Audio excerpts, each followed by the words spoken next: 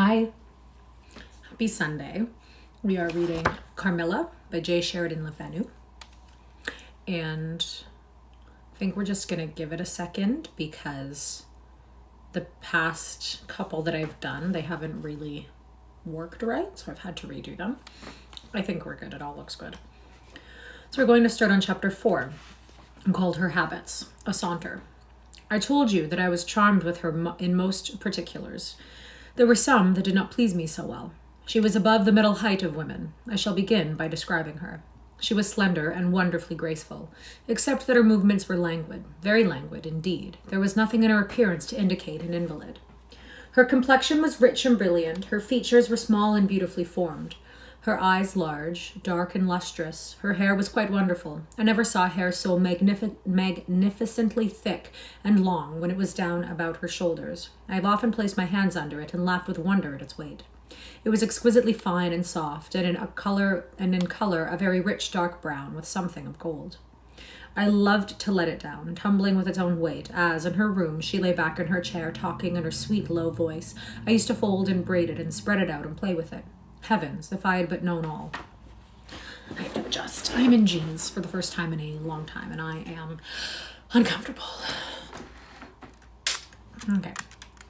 I said there were particulars which did not please me. I have told you that her confidence won me the first night I saw her, but I found that she exercised with respect to herself, her mother, her history, everything in fact connected with her life, plans and people, and ever wakeful reserve.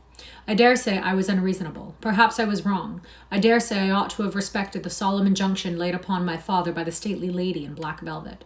But curiosity is a restless and unscrupulous passion, and no one girl can endure with patience that hers should be baffled by another. What harm could it do anyone to tell me what I so ardently desired to know? Had she no trust in my good sense or honor?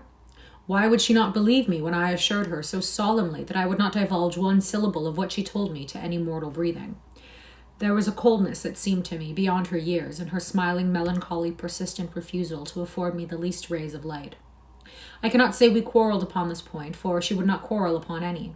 It was, of course, very unfair of me to press her, very ill-bred, but I really could not help it, and I might just as well had let it all alone. What she did tell me amounted, in my unconscionable estimation, to nothing. It was all summed up in 3 very vague disclosures. First, her name was Carmilla. Second, her family was very ancient and noble. Third, her home lay in the direction of the west. She would not tell me the name of her family, nor their armorial bearings, nor the name of their estate, nor even that of the country they lived in. You are not to suppose that I worried her incessantly on these subjects. I watched opportunity and rather insinuated than urged my inquiries. Once or twice, indeed, I did attack her more directly. But no matter what my tactics, utter failure was invariably the result. Reproaches and caresses were all lost upon her. But I must add this, that her evasion was conducted with so pretty a melancholy and deprecation, with so many and even passionate declarations of her liking for me, and trust in my honor, and with so many promises that I should at last know all, that I could not find it in my heart so long to be offended with her. She used to place her pretty arms about my neck, draw me to her, and laying her cheek on mine, murmur with her lips near my ear, "Dearest, your little heart is wounded. Think me not cruel because I obey the irresistible law of my strength and weakness. If your dear heart is wounded, my wild heart bleeds with yours. In the rapture of my enormous humiliation, I live in your warm life, and you shall die sweetly into mine. I cannot help it. As I draw near to you, you in your turn will draw near to others, and learn the rapture of that cruelty, and yet which is yet love. So, for a while, seek to know no more of me and mine, and trust me with all your loving spirit." And when she had spoken such a rhapsody, she would press me more closely in her trembling embrace, and her lips in soft kisses gently glow upon my cheek. I'm struggling today. Her agitations and her language were unintelligible to me. From these foolish embraces, which were not of very frequent occurrence, I must allow, I used to wish to extricate myself, but my energies seemed to fail me. Her murmured words sounded like a lullaby in my ear, and soothed my resistance into a trance, from which I only seemed to recover myself when she withdrew her arms. In these mysterious moods I did not like her. I experienced a strange tumultuous excitement that was pleasurable, ever and anon, mingled with a vague sense of fear and disgust. I had no distinct thoughts about her while such scenes lasted, but I was conscious of a love growing into adoration, and also of abhorrence. This I know is paradox, but I can make no other attempt to explain the feeling. I now write, after an interval of more than 10 years, with a trembling hand, with a confused and horrible recollection of certain occurrences and situations, and the ordeal through which I was unconsciously passing, though with a vivid and very sharp remembrance of the main current of my story. But, I suspect, in all lives there are certain emotional scenes, those in which our passions have been most wildly and terribly roused, that are of all others the most vaguely and dimly remembered. Sometimes, after an hour of apathy, my strange and beautiful companion would take my hand and hold it with a fond pressure, renewed again and again, blushing softly, gazing in my face with languid and burning eyes, and breathing so fast that her dress rose and fell with a tumultuous respiration. It was like the ardor of a lover. It embarrassed me. It was hateful and yet overpowering, and with gloating eyes she drew me to her, and her hot lips traveled along my cheek in kisses, and she would whisper, almost in sobs, "You are mine. You shall be mine. You and I are one forever." Then she had thrown herself back in her chair with her small hands over her eyes, leaving me trembling. "Are we related?" I used to ask. "What can you mean by all this? I remind you perhaps of someone whom you love, but you must not. I hate it. I don't know you. I don't know myself when you look and talk so." She used to sigh at my vehemence, then turn away and drop my hand. Respecting these very extraordinary manifestations, I strove in vain to form any satisfactory theory. I could not refer them to affectation or trick. It was unmistakably the momentary breaking out of suppressed instinct and emotion. Was she, notwithstanding her mother's volunteered denial, subject to brief visitations of insanity, or was there here a disguise and a romance? I had read in old storybooks of such things. What if a boyish lover had found his way into the house and sought to prosecute his suit in masquerade with the assistance of a clever old adventuress? But there were many things against this hypothesis, highly interesting as it was to my vanity. I could boast of no little attention such as masculine gallantry delights to offer. Between these passionate moments there were long intervals of commonplace, of gaiety, of brooding melancholy, during which, except that I detected her eyes so full of melancholy fire, following me, at times I might have been as nothing to her. Except in these brief periods of mysterious excitement, her ways were girlish, and there was always a languor about her, quite incompatible with a masculine system in a state of health. In some respects, her habits were odd. Perhaps not so singular in the opinion of a town lady like you as they appeared to us rustic people. She used to come down very late, generally not till 1 o'clock. She would then take up a cup of chocolate, but eat nothing. We then went out for a walk, which was a mere saunter, and she seemed, almost immediately, exhausted, and either returned to the schloss or sat on one of the benches that were placed here and there among the trees. This was a bodily languor in which her mind did not sympathize. She was always an animated talker and very intelligent. She sometimes alluded for a moment to her own home, or mentioned an adventure or situation, or an early recollection, which indicated a people of strange manners, and ascribed customs of which we knew nothing. I gathered from these chance hits that her native country was much more remote than I had at first fancied. As we sat thus one afternoon under the trees, a funeral passed us by. It was that of a pretty young girl, whom I had often seen, the daughter of one of the rangers of the forest. The poor man was walking behind the coffin of his darling. She was his only child, and he looked quite heartbroken. Peasants walking 2 and 2 came behind. They were singing a funeral hymn. I rose to mark my respect as they passed, and joined in the hymn that they were very sweetly singing. My companion shook me a little roughly, and I turned surprised. She said brusquely, "Don't you perceive how discordant that is?" "I think it very sweet, on the contrary," I answered, vexed at the interruption, and very uncomfortable, lest the people who composed the little processions should observe and resent what was passing. I resumed, therefore, instantly, and was again interrupted. "You pierce my ears," said Carmilla, almost angrily, and stopping her ears with her tiny fingers. "Besides, how can you tell that your religion and mine are the same? Your forms wound me, and I hate funerals. What a fuss! Why must you die? Everyone must die, and all are happier when they do. Come home." "My father has gone on with the clergyman to the churchyard. I thought you knew that she was to be buried today." "She? I don't trouble my head about peasants. I don't know who she is," answered Carmilla, with a flash from her fine eyes. "She is the poor girl who fancied she saw a ghost a fortnight ago, and has been dying ever since, till yesterday, when she expired." "Tell me nothing about ghosts. I shan't sleep tonight if you do." I hope there is no plague or fever coming. All this looks very like it, I continued. The swineherd's young wife died only a week ago, and she thought something seized her by the throat as she lay in her bed and nearly strangled her. Papa says such horrible fancies do accompany some forms of fever. She was quite well the day before. She sank afterwards and died before a week. Well, her funeral is over, I hope, and her hymn sung, and our ears shan't be tortured with that discord and jargon. It has made me nervous. Sit down here beside me. Sit close. Hold my hand. Press it hard. Hard. Harder. We had moved a little back and had come to another seat. She sat down. Her face underwent a change that alarmed and even terrified me for a moment. It darkened and became horribly livid. Her teeth and hands were clenched, and she frowned and compressed her lips, while she stared down upon the ground at her feet and trembled all over with a continued shudder as irrepressible as ague. And all her energy seemed strained to suppress a fit, with which she was then breathlessly tugging, and at length a low, convulsive cry of suffering broke from her, and gradually the hysteria subsided. There comes a straggling people with hymns, she said at last. Hold me still. It is passing away. And so gradually it did, and perhaps to dissipate the somber impression which the spectacle had left upon me, she became unusually animated and chatty, and so we got home. This was the first time I had seen her exhibit any definable symptoms of that delicacy of health which her mother had spoken of. It was the first time, also, that I had seen her exhibit anything like temper. Both passed away like a summer cloud, and never but once afterwards did I witness on her a part of momentary sign of anger. I will tell you how it happened. She and I were looking out of one of the long drawing-room windows, when there entered the courtyard, over the drawbridge, a figure of a wanderer whom I knew very well. He used to visit the Schloss generally twice a year. It was that figure of a hunchback, with the sharp, lean figures that generally accompany deformity. He wore a pointed black beard, and he was smiling from ear to ear, showing his white fangs. He was dressed in buff, black and scarlet, and crossed with more straps and belts than I could count, from which hung all manner of things.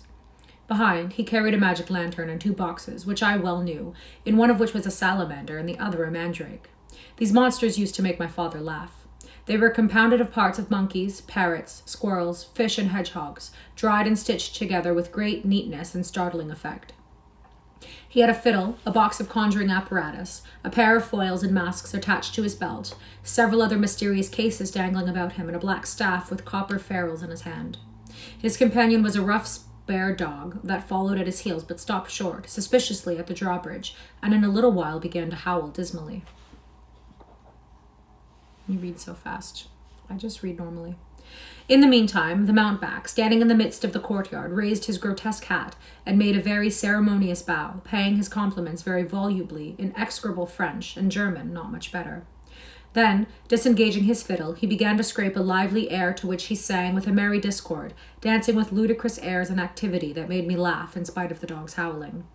Then he advanced to the window with many smiles and salutations, in his hat in his left hand, his fiddle under his arm, and with a fluency that never took breath, he gabbled a long advertisement of all his accomplishments, and the resources of the various arts which he placed at our service, and the curiosities and entertainments which it was in his power, at our bidding, to display.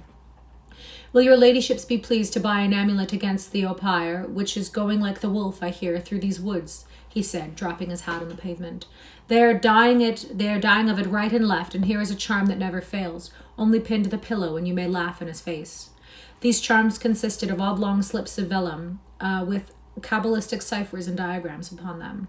Carmilla instantly purchased one, and so did I. He was looking up, and we were smiling down upon him, amused. At least, I can answer for myself. His piercing black eye, as he looked up in our faces, seemed to detect something that fixed for a moment his curiosity. In an instant, he unrolled a leather case, full of all manner of odd little steel instruments.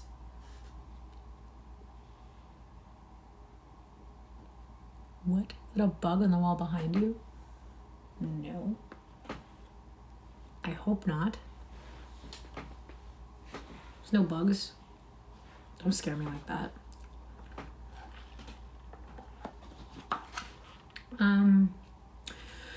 Carmilla instantly purchased one, and so did I. Thank you. I also don't see anything. Carmilla instantly purchased one, and so did I. He was looking up, and we were smiling down upon him, amused. At least, I can answer for myself. His piercing black eye, as he looked up in our faces, seemed to detect something that fixed for a moment his curiosity. In an instant, he unrolled a leather case, full of all manner of odd little steel instruments. See here, my lady, he said, displaying it and addressing me.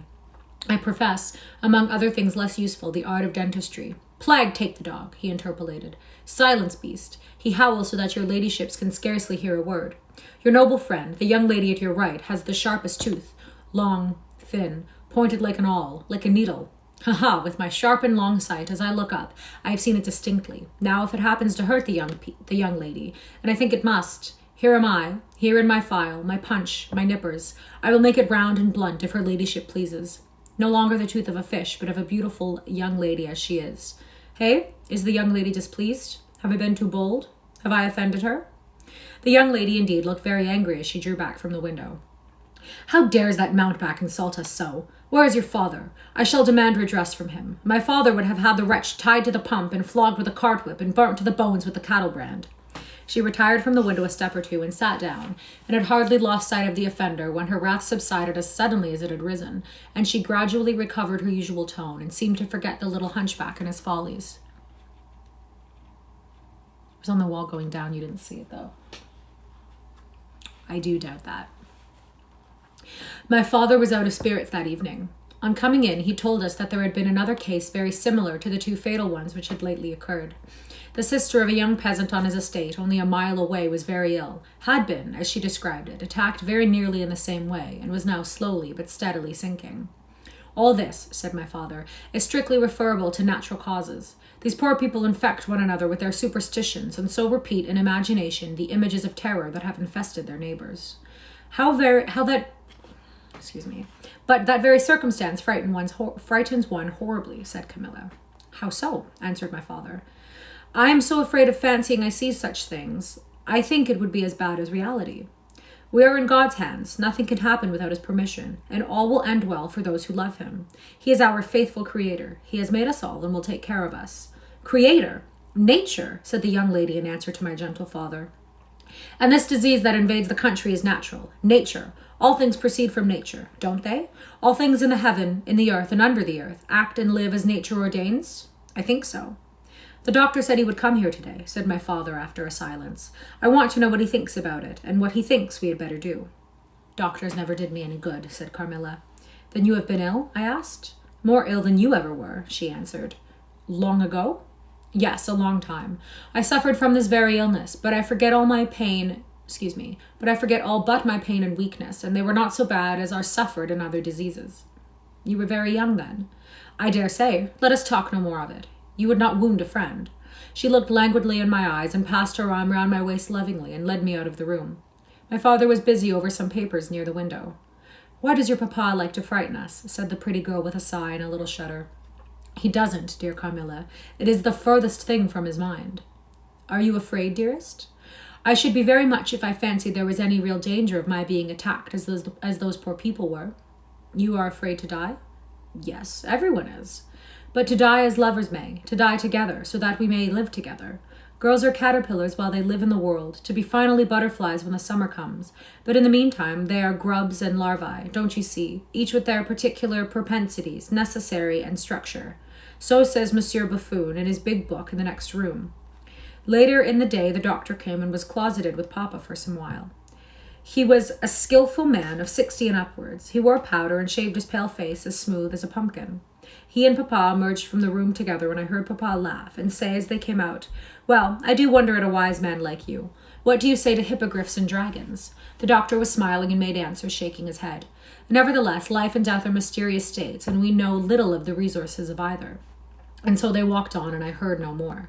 I did not then know what the doctor had been broaching, but I think I guess it now. That? It's a string of fairy lights. Not a bug, but I do appreciate your concern. Chapter 5, A Wonderful Likeness. This evening there arrived from Gratz the grave, dark-faced son of the picture cleaner, with a horse and cart laden with 2 large packing cases, having many pictures in each. It was a journey of 10 leagues, and whenever a messenger arrived at the Schloss from our little capital of Gratz, we used to crowd about him in the hall to hear the news. This arrival created in our secluded quarters quite a sensation. The cases remained in the hall, and the messenger was taken charge of by the servants till he had eaten his supper. Then, with assistants and armed with hammer, ripping chisel, and turn-screw, he met us in the hall, where we had assembled to witness the unpacking of the cases. Carmilla sat looking listlessly on, while one after the other of the old pictures, nearly all portraits, which had undergone the process of renovation, were brought to light. My mother was of an old Hungarian family, and most of these pictures, which were about to be restored to their places, had come to us through her. My father had a list in his hand, from which he read as the artist rummaged out the corresponding numbers. I don't know that the pictures were very good, but they were undoubtedly very old, and some of them very curious also. They had, for the most part, the merit of being now seen by me, I may say, for the first time, for the smoke and dust of time had all but obliterated them. Went right behind you, close to the pink teddy bear. I can't see it now. Went down behind you. There are no bugs. To the right, it's a tapestry. It's just my room. Nothing's going on in here. Don't worry about it. There is a picture that I had not seen yet, said my father. In one corner, at the top of it, is the name, as well as I could read, Marcia Karnstein, and the date 1698, and I am curious to see how it has turned out. I remembered it. It was a small picture about 1.5 feet high, and nearly square without a frame, but it was so blackened by age that I could not make it out. The artist now produced it with evident pride. It was quite beautiful. It was startling. It seemed to live. It was the effigy of Carmilla. Carmilla, dear, here is an absolute miracle. Here you are, living, smiling, ready to speak in this picture. Isn't it beautiful, Papa? And see, even the little mole on her throat.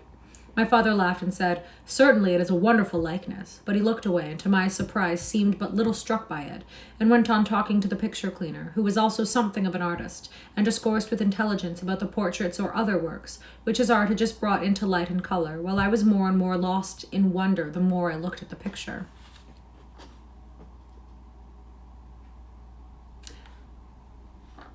What? There is a bug on the bed. Girl. This? Girl, I don't know what you're talking about. I'm so sorry. There's no bugs on this bed. There's no bugs on this bed. Will you let me hang this picture in my room, Papa? I asked. Thank you. Certainly, dear, he said, smiling. I'm very glad you think it's so like. It must be prettier even than I thought, if it is. The young lady did not acknowledge this pretty speech, did not seem to hear it. She was leaning back in her seat, her fine eyes under their long lashes gazing on me in contemplation, and she smiled in a kind of rapture. And now you can read quite plainly the name that is written in the corner. It is not Marcia. It looks as if it was done in gold. The name is Mircalla, Countess Karnstein, and this is a little coronet over and underneath, A.D. 1698. I am descended from the Karnsteins. That is, Mama was. Don't be rude. Said the lady languidly. So am I think. A very long descendant, very ancient. Are there any Karnsteins living now? None who bear the name, I believe. The family were ruined, I believe, in some civil wars long ago, but the ruins of the castle are only about 3 miles away. How interesting, she said languidly. But see, what beautiful moonlight. She glanced through the hall door, which stood a little open. Suppose you take a little ramble round the court and look down at the road and river. It is so like the night you came to us, I said. She sighed, smiling. She rose, and each with her arm about the other's waist, we walked out upon the pavement. In silence, slowly we walked down to the drawbridge where the beautiful landscape opened before us. And so you were thinking of the night I came here, she almost whispered. Are you glad I came? Delighted, dear Carmilla, I answered. And you asked for the picture you think like me to hang in your room, she murmured with a sigh as she drew her arm closer about my waist and let her pretty head sink upon my shoulder. How romantic you are, Carmilla, I said. Whenever you tell me your story, it will be made up chiefly of some one great romance. She kissed me silently. I am sure, Carmilla, you have been in love, that there is, at this moment, an affair of the heart going on. I have been in love with no one, and never shall, she whispered, unless it should be with you. How beautiful she looked in the moonlight. Shy and strange was the look with which she quickly hid her face in my neck and hair, with tumultuous sighs that seemed almost to sob, and pressed in mine a hand that trembled. Her soft cheek was glowing against mine. Darling, darling, she murmured, I live in you and would die for you, and you would die for me. I love you so. I started from her. She was gazing on me with eyes from which were all fire, all meaning had flown, and face She was gazing on me with eyes from which all fire, all meaning had flown, and a face colorless and apathetic. "Is there a chill in the air, dear?" she said drowsily. "I almost shiver. Have I been dreaming? Let us come in. Come in. Come in." What's going on here? What's the satanic thing? It's not satanic. It's just a little tapestry thing. When the pentagram is satanic, it's inverted. These are not inverted. Come in. You look ill, Carmilla, a little faint. You certainly must take some wine, I said. "Yes, I will. I'm better now. I shall be quite well in a few minutes. Yes, do give me a little wine," answered Carmilla as we approached the door. "Let us look again for a moment. It is the last time, perhaps, I shall see the moonlight with you." "How do you feel now, dear Carmilla? Are you really better?" I asked. I was beginning to take alarm, lest she should have been stricken with a strange epidemic that they said had invaded the country about us. "Papa would be grieved beyond measure," I added, "if he thought you were ever so little ill without immediately letting us know. We have a very skillful doctor near us, the physician who was with Papa today." "I'm sure he is. I know how kind you all are, but, dear child, I am quite well again. There is nothing ever wrong with me but a little weakness. People say I am languid. I am incapable of exertion. I can scarcely walk as far as a child of 3 years old. And every now and then the little strength I have falters, and I become as you have just seen me. But after all, I am very easily set up again. In a moment I am perfectly myself. See how I have recovered." So indeed she had, and she and I talked a great deal, and very animated she was. And the remainder of that evening passed without any recurrence of what I called her infatuations. I mean her crazy talk and looks, which embarrassed and even frightened me. But there occurred that night an event which gave my thoughts quite a new turn and seemed to startle even Carmilla's languid nature into momentary energy. Chapter 6. A Very Strange Agony.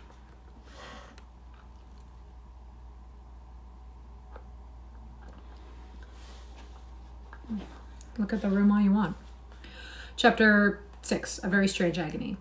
When we got into the drawing room and had sat down to take our coffee and chocolate, although Carmilla did not take any, she seemed quite herself again, and Madame and Mademoiselle de la Fontaine joined us, and made a little card party, in the course of which Papa came in for what he called his dish of tea. When the game was over, he sat down beside Carmilla on the sofa and asked her, a little anxiously, whether she had heard from her mother since her arrival. She answered, no. He then asked whether she knew where a letter would reach her at present.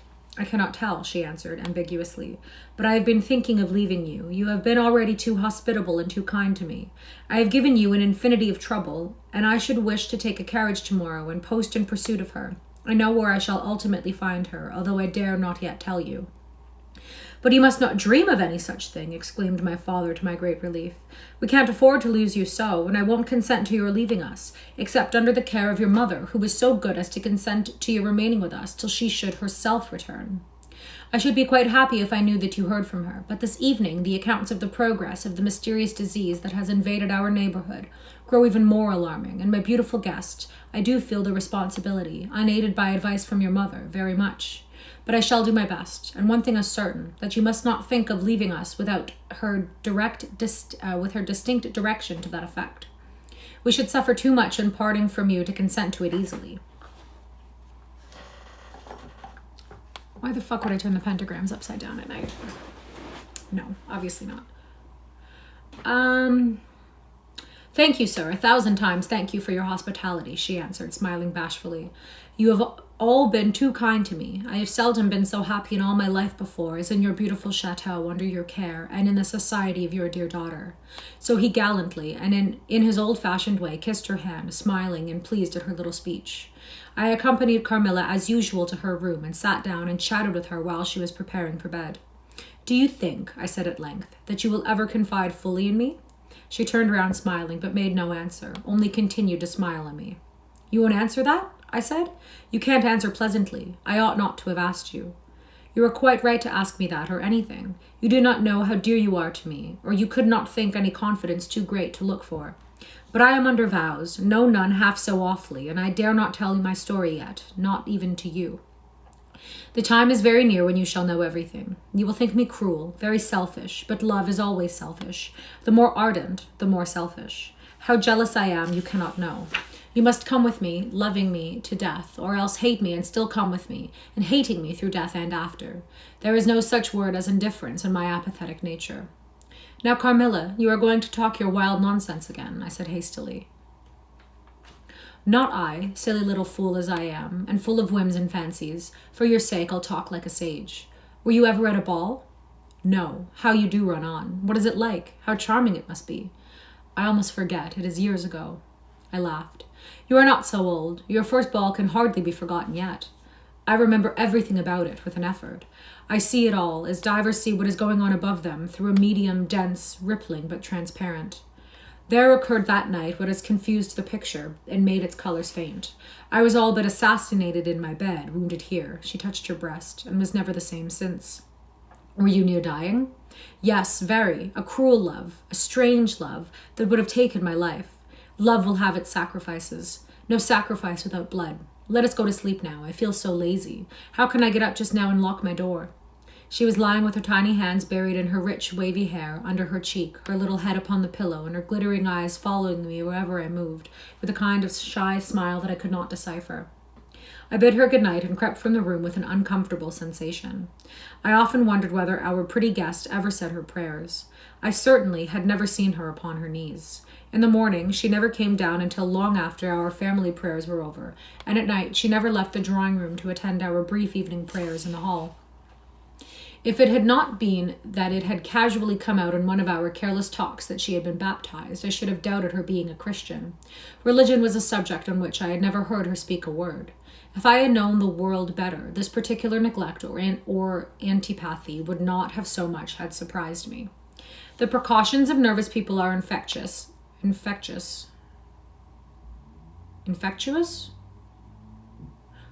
Sorry. Hi. That's my childhood, Teddy. I am struggling today, so thank you for sticking with me if you're still here.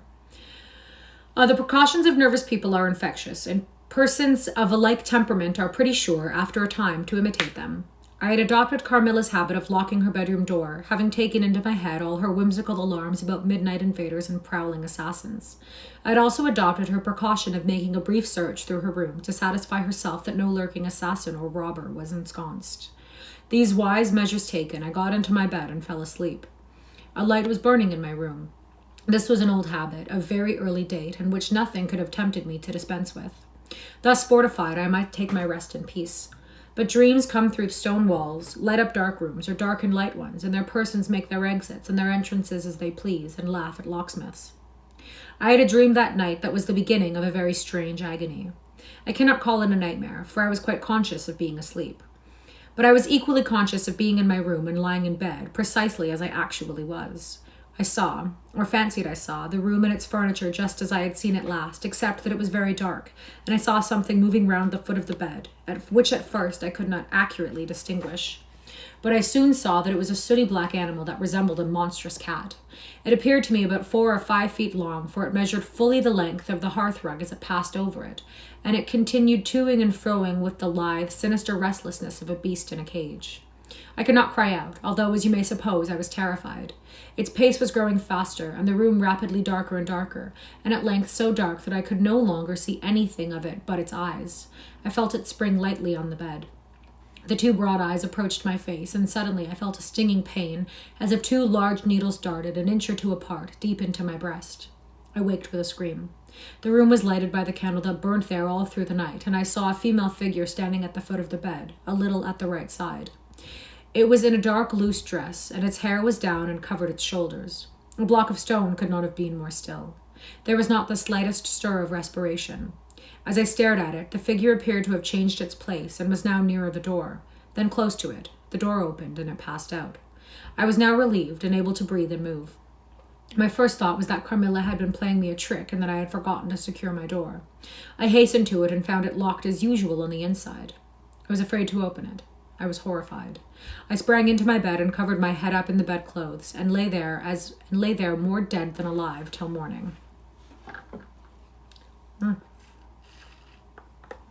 think we all know where this is going. Chapter 7, Descending. It would be vain my attempt to tell you the horror with which, even now, I recall the occurrence of that night. It was no such transitory terror as a dream leaves behind it. It seemed to deepen by time and communicated itself to the room and the very furniture that had encompassed the apparition. I could not bear next day to be alone for a moment. I should have told Papa, but for two opposite reasons. At one time, I thought he would laugh at my story, and I could not bear its being treated as a jest. And at another, I thought he might fancy that I had been attacked by the mysterious complaint which had invaded our neighborhood. I had myself no misgiving of the kind, and as he had been rather an invalid for some time, I was afraid of alarming him. I was reading out loud like a voice. No, not really. I just like reading, so that's what we're doing. I was comfortable enough with my good-natured companions, Madame Perrodon and the vivacious, Mademoiselle de La Fontaine. They both perceived that I was out of spirits and nervous, and at length I told them what lay so heavy on my heart. Mademoiselle laughed, but I fancied that Madame Perrodon looked anxious. By the by, said Mademoiselle, laughing, the long-time tree walk behind Carmilla's bedroom window is haunted. Nonsense, exclaimed Madame, who probably thought the theme rather inopportune. And who tells that story, my dear? Martin says that he came up twice when the old yard gate was being repaired before sunrise, and twice he saw the same female figure walking down the lime tree avenue. So he well might, as long as there are cows to milk in the river fields, said Madame. I dare say, but Martin chooses to be frightened, and never did I see fool more frightened. You must not say a word about it to Carmilla, because she can see down that walk from her room window, I interposed, and she is, if possible, a greater coward than I. I'm just struggling to read in general. It is, words are not always easy. They don't always come easy, especially in classics. I'm just struggling to not stutter today, truthfully. Carmilla came down rather later than usual today. I was so frightened last night, she said as soon as we were together. And I am sure I should have seen something dreadful if it had not been for that charm I bought from the poor little hunchback whom I called such hard names. I had a dream of something black coming round my bed, and I awoke in a perfect horror. And I really thought, for some seconds, I saw a dark figure near the chimney piece, but I felt under my pillow for my charm, and the moment my fingers touched it, the figure disappeared, and I felt quite certain, only that I had it by me, that something frightful would have made its appearance, and perhaps throttled me, as it did those poor people we heard of. Well, listen to me, I began, and recounted my adventure, at the recital of which she appeared horrified. And had you the charm near you? She asked earnestly. No, I had dropped it into a china vase in the drawing room, but I shall certainly take it with me tonight, as you have so much faith in it. At this distance of time, I cannot tell you, or even understand, how I overcame my horror so effectually as to lie alone in my room that night. I fell asleep almost immediately, and slept even more soundly than usual all night. Hey. Next night I passed as well. My sleep was delightfully deep and dreamless. But I waked with a sense of lassitude and melancholy, which, however, did not exceed a degree that was almost luxurious. Well, I told you so, said Carmilla when I described my quiet sleep. I had such delightful sleep myself last night. I pinned the charm to the breast of my nightdress. It was too far away the night before. I am quite sure it was all fancy except the dreams. I used to think that evil spirits made dreams, but our doctor told me it is no such thing. Only a fever passing by, or some other malady, as they often do, he said, knocks at the door, and not being able to get in, passes on with that alarm. And what do you think the charm is? Said I. It has been fumigated or immersed in some drug, and it is an antidote against the malaria, she answered. Then it acts only on the body? Certainly. You don't suppose that evil spirits are frightened by bits of ribbon or the perfumes of a druggist's shop? No, these complaints, wandering in the air, begin by trying the nerves and so infect the brain. But before they can seize upon you, the antidote repels them. That, I am sure, is what the charm has done for us. It is nothing magical. It is simply natural.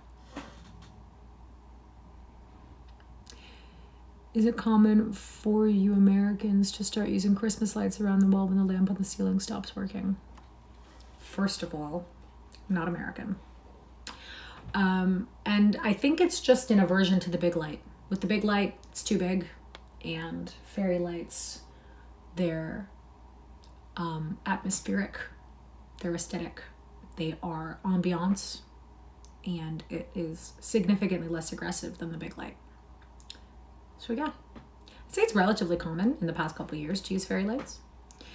I should have been happier if I could have quite agreed with Carmilla, but I did my best, and the impression was a little losing its force. For some nights I slept profoundly, but still, every morning I felt the same lassitude, and a languor weighed upon me all day. I felt myself a changed girl. A strange melancholy was stealing over me, a melancholy that I would not have interrupted. Dim thoughts of death began to open, and an idea that I was slowly sinking took gentle, and somehow not unwelcome, possession of me. If it was sad, the tone of mind which this induced was also sweet. Whatever it may be, my soul acquiesced in it. I would not admit that I was ill. I would not consent to tell my papa or to have the doctor sent for.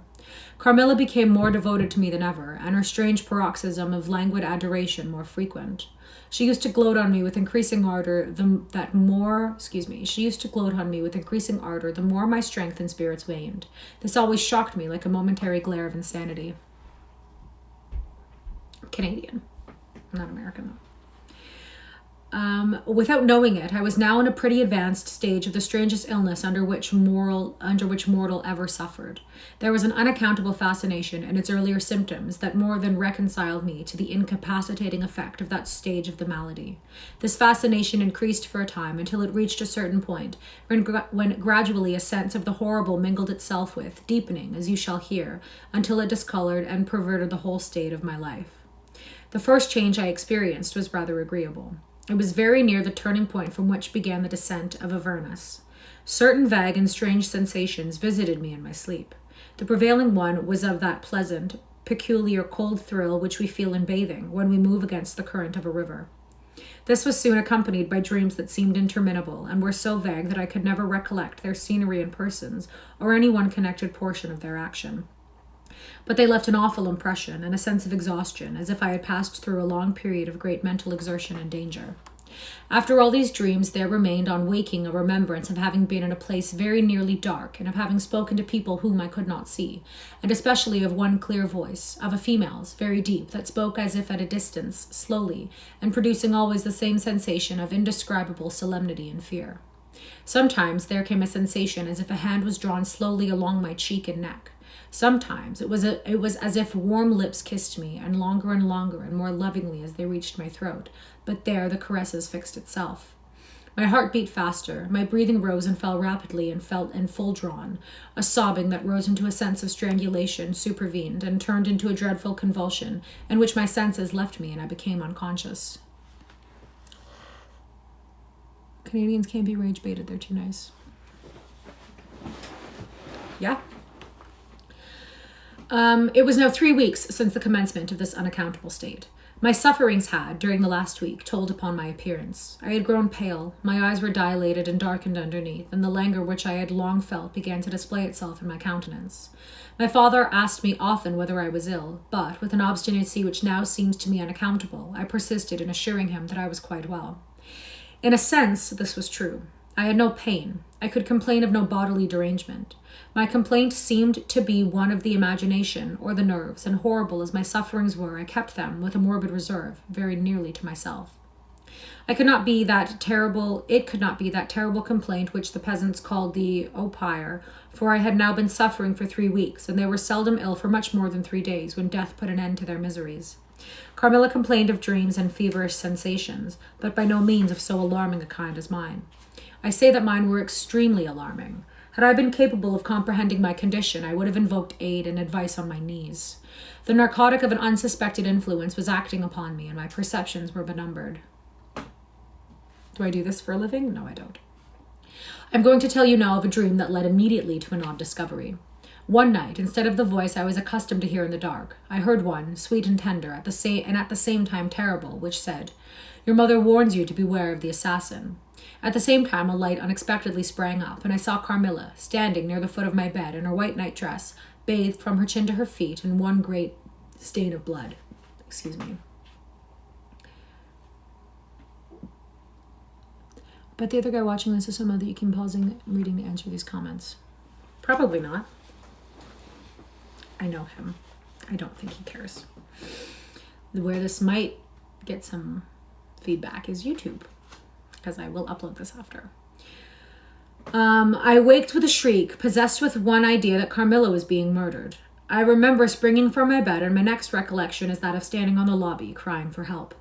Madame and Mademoiselle came scurrying out of their rooms in alarm. A lamp burned always on the lobby, and seeing me, they soon learned the cause of my terror. I insisted on our knocking on Carmilla's door. Our knocking was unanswered.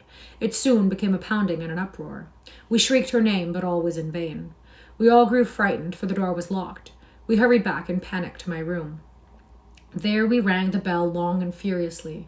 If my father's room had been at that side of the house, we would have called him up at once to our aid. But alas, he was quite out of hearing, and to reach him involved an excursion for which we none of us had courage. Servants, however, came running up the stairs soon. I had got on my dressing gown and slippers meanwhile, and my companions were already similarly furnished. Recognizing the voices of the servants on the lobby, we sallied out together, and having renewed as fruitlessly our summons at Carmilla's door, I ordered the men to force the lock. They did so, and we stood, holding our lights aloft in the doorway, and so started into the room. We called her by name, but there was still no reply. We looked round the room. Everything was undisturbed. It was exactly in the state in which I had left it It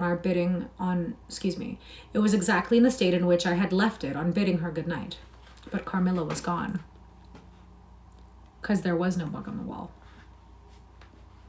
Chapter 8. The Search. At sight of the room, perfectly undisturbed except for our violent entrance, we began to cool a little, and soon recovered our senses sufficiently to dismiss the men. It had struck Mademoiselle that possibly Carmilla had been wakened by the uproar at her door, and in her first panic had jumped from her bed and hid herself in a press, or behind a curtain, from which she could not, of course, emerge until the major domo and his myrmidons had withdrawn. We now recommenced our search and began to call her name again. Struggling. So sure. Hello. You are a little bit late. We're almost done. It was all to no purpose. Our perplexity and agitation increased. We examined the windows, but they were secured. I implored of Carmilla, if she had concealed herself, to play this cruel trick no longer, to come out and to end our anxieties. It was all useless. I was by this time convinced that she was not in the room, nor in the dressing room, the door of which was still locked on this side. She could not have passed it. I was utterly puzzled. Had Carmilla discovered one of those secret passages which the old housekeeper said were known to exist in the Schloss, although the tradition of their exact situation had been lost? A little time would, no doubt, explain all, utterly perplexed as, for the present, we were. I'm well, thank you. How are you? It was past 4 o'clock, and I preferred passing the remaining hours of darkness in Madame's room. Daylight brought no solution of the difficulty. The whole household, with my father at its head, was in a state of agitation next morning. Every part of the chateau was searched. The grounds were explored. No trace of the missing lady could be discovered. The stream was about to be dragged. My father was in distraction. What a tale to have to tell the poor girl's mother on her return. I, too, was almost beside myself, though my grief was quite of a different kind. The morning was passed in alarm and excitement. It was now 1 o'clock, and still no tidings. I ran up to Carmilla's room and found her standing at her dressing table. I was astounded. I could not believe my eyes. She beckoned me to her with her pretty finger in silence. Her face expressed extreme fear. I ran to her in an ecstasy of joy. I kissed and embraced her again and again. I ran to the bell and rang it vehemently to bring the others to the spot who might at once relieve my father's anxiety. "Dear Carmilla, what has become of you all this time? We have been in agonies of anxiety about you," I exclaimed. "Where have you been? How did you come back?" "Last night has been a night of wonders," she said. "For mercy's sake, explain all you can." "It was past 2 last night," she said, "when I went to sleep as usual in my bed, with my doors locked, that of the dressing room and that opening upon the gallery. My sleep was uninterrupted, and, so far as I know, dreamless. But I woke just now on the sofa in the dressing room there, and I found the door between the rooms open, and the other door forced. How could all this have happened without my being wakened? It must have been accompanied with a great deal of noise, and I am particularly easily wakened. And how could I have been carried out of my bed without my sleep having been interrupted? I, whom the slightest stir startles." I have 150 views just reading some. That's insane dedication. Yet your views look so small. What makes you keep doing this? I do this because it's not for anybody but myself. I just want to read more classic novels. I'm doing fine. I just got to the principal's office for moonwalking in the hallway. That's funny. He did miss the theory, yes.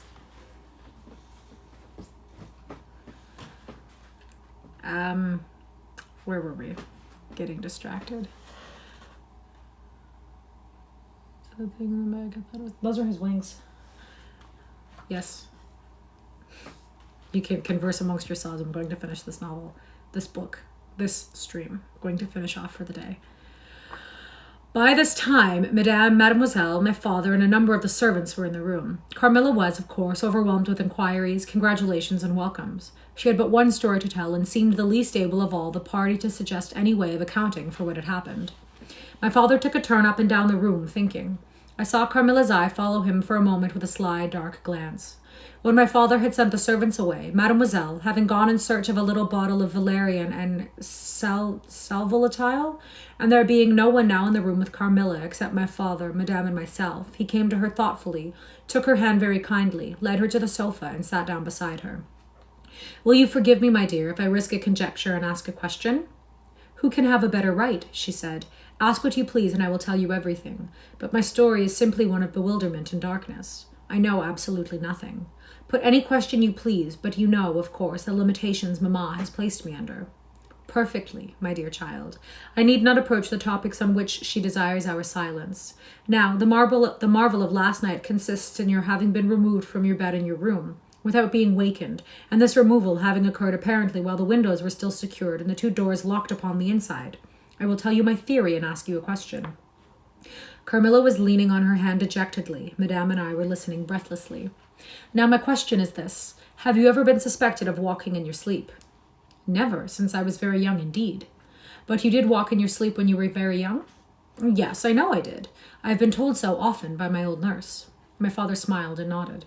Well, what has happened is this. You got up in your sleep, unlocked the door, not leaving the key, as usual, in the lock, but taking it out and locking it on the outside. You again took the key out and carried it away with you for some one of the 25 rooms on this floor, or perhaps upstairs or downstairs. There are so many rooms and closets, so much heavy furniture, and such accumulations of lumber, that it would require a week to search this old house thoroughly. Do you see now what I mean? I do, but not at all, she answered. And how, Papa, do you account for her finding herself on the sofa in this dressing room which we had searched so carefully? She came there after you had searched it, still in her sleep, and at last awoke spontaneously, and was as much surprised to find herself where she was as anyone else. I wish all mysteries were as easily and innocently explained as yours, Carmilla, he said, laughing.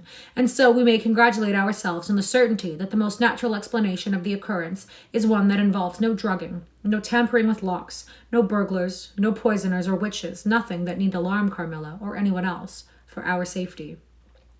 Carmilla was looking charmingly. Nothing could be more beautiful than her tints. Her beauty was, I think, enhanced by that graceful languor that was peculiar to her. I think my father was silently contrasting her looks with mine, for he said, I wish my poor Laura was looking more like herself, and he sighed. So our alarms were happily ended, and Carmilla restored to her friends. Okay, that is where we are going to end off for today. This was chaotic, to say the least, but I will upload this one on YouTube, and thank you for hanging out with me, and I will be back tomorrow. Bye.